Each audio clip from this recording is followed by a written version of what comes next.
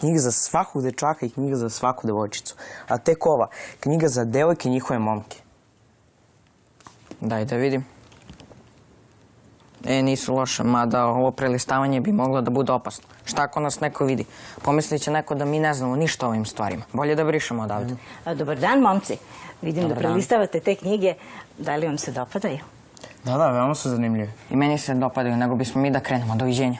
Čekajte. Ja sam autor tih knjiga. Možete da me pitate sve u vezi s njima.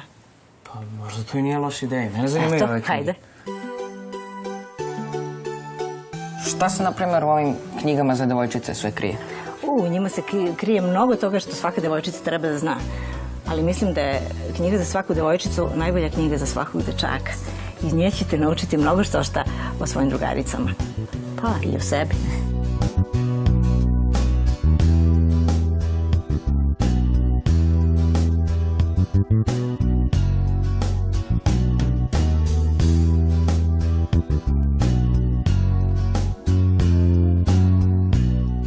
Postoje beležnice. Da mi je znati šta Maša piše u njima.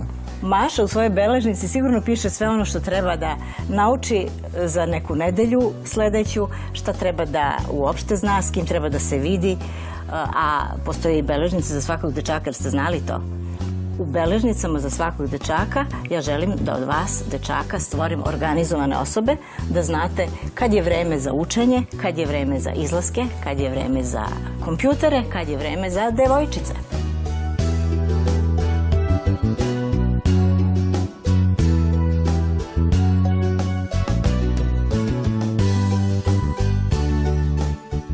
U ovoj knjizi mora da ima nešto veoma interesantno. Misliš na knjigu za devojke i njihove momke?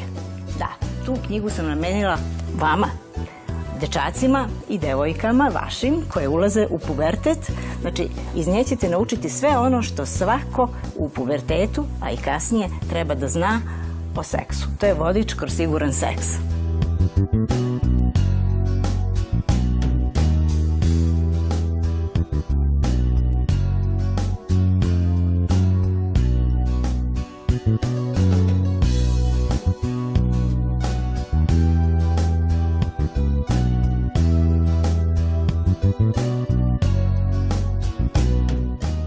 Kako ste došli na ideju da napišete ovako, pa rekao bih, knjigu potrebnu za nas, decu?